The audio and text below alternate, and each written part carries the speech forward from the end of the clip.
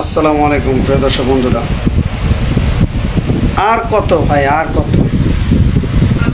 আর কত দেশের মানুষ একবার অতিষ্ঠ ভাই।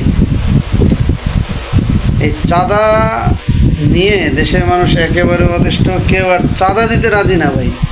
জীবন দিতে রাজি, কিন্তু কেউ চাঁদা দিতে রাজি না। কি হলো ভাই, দেশে কি সমস্যাটা কি?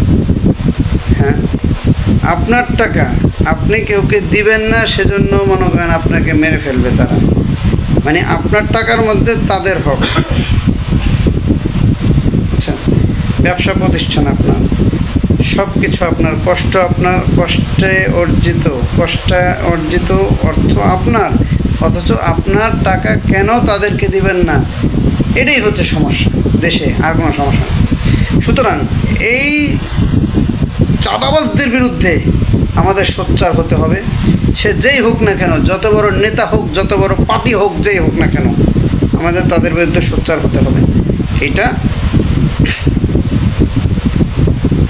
সর্বসাধারণের পক্ষ থেকে এরকম যদি সোচ্চার হন আপনারা, অবশ্যই এটার বিনাশ ঘটানো সম্ভব। আর যদি এটা না করতে পারেন, তাহলে আমাবস্যার অন্ধকার আবার নেমে আসতে কিন্তু সময় নেবে না প্রিয় বন্ধুরা। এটা মাথায় রাখতে হবে। সুতরাং চাঁদাবাজদের বিরুদ্ধে সোচ্চার হন। আপনাদের সামনে যেই আসুক না কেন, আমার কথা হচ্ছে সে যত বড় নেতা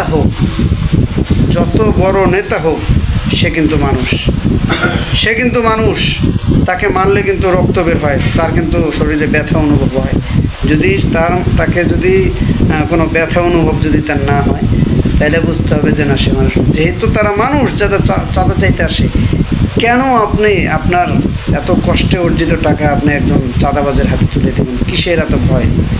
সবাই মিলে সোচ্চার হন, এগিয়ে আসুন, এটার মোকাবেলা করুন।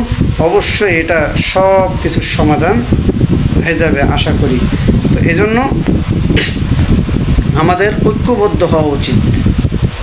আমাদের সর্বসাধারণ আমরা জনগণ রয়েছি, আমাদের ঐক্যবদ্ধ হওয়া উচিত। ঐক্যবদ্ধ যদি আমরা হতে পারি ঠিকঠাক মতো, হতে পারি, এক দোকানে চাঁদা চাইতে আসলে 5 দোকানদার মিলে এসে সেটা প্রতিবাদ করুন, দেখবেন কেউ চাঁদা চাইতে আসতে পারবে না। 100% কনফার্ম, এটা আমি লিখিত দিয়ে দিতে পারবো। সুতরাং ঐক্যবদ্ধ হতে হবে এবং সোচ্চার হতে হবে। যার অবস্থান থেকে আমরা প্রতিবাদ করতে হবে যে হ্যাঁ, চাঁদা দেব না, বাস স্লোগান একটাই এবং প্রতিবাদ হবে একটাই। প্রিয় দর্শক বন্ধুরা, আজকে এই পর্যন্তই। আসুন আমরা সবাই ঐক্যবদ্ধ হই।